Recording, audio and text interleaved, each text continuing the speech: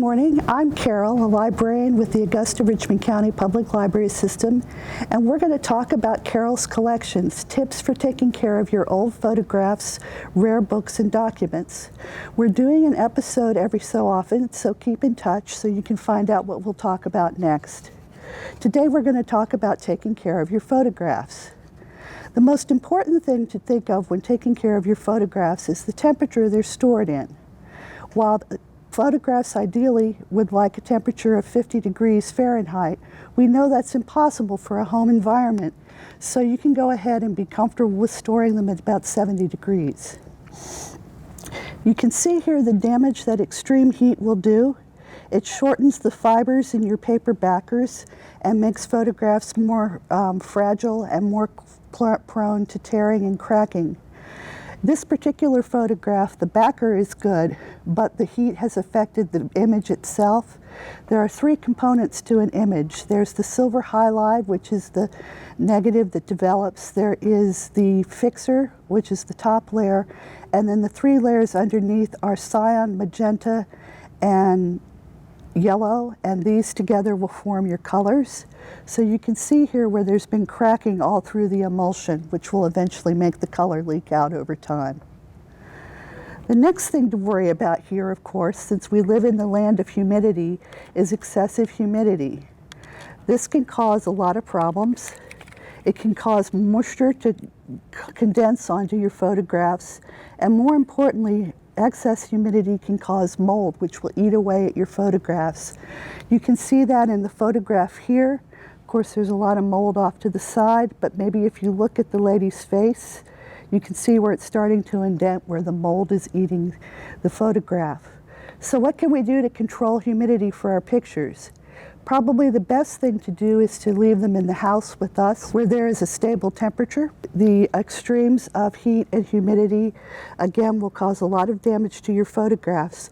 So don't store them in your attics where it can be excessively hot and dry, and don't store them in your basements where it can be excessively damp and humid.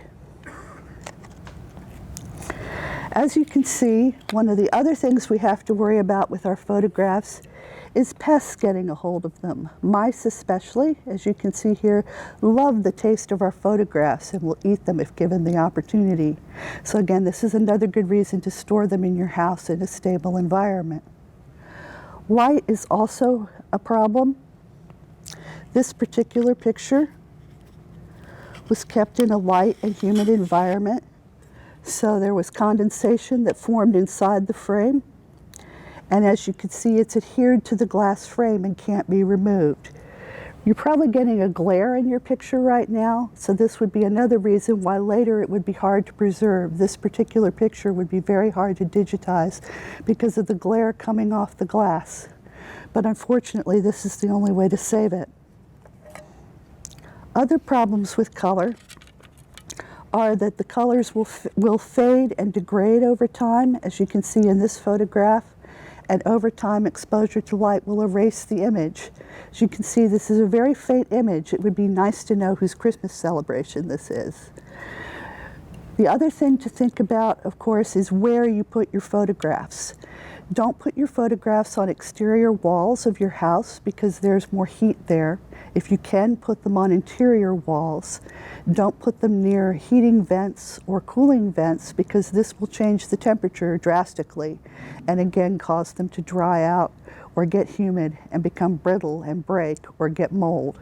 And by all means, do not put them over your fireplace. Without a doubt, you'll get a lot of heat fluctuation there, and on top of it, you'll get a lot of soot.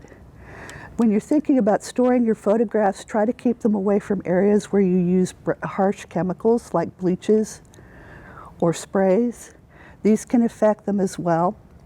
And if you have to clean your photographs, I advise to take a small piece of cheesecloth or an artist's soft brush, and you would brush the dust off by moving in a continual motion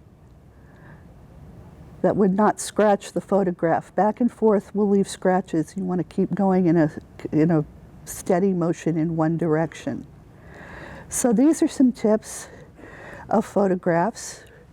We'll talk about this last one over here. Sometimes no matter what you do for storage, you're going to get fading and what is called foxing, where the lignin in the paper products will come to the surface and will show as brown dots.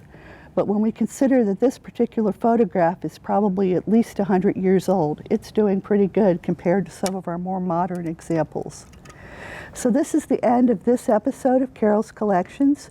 We hope you tune in and catch our other episodes. Our next episode will be about storage and the types of materials you can use to store your photographs in. Thank you.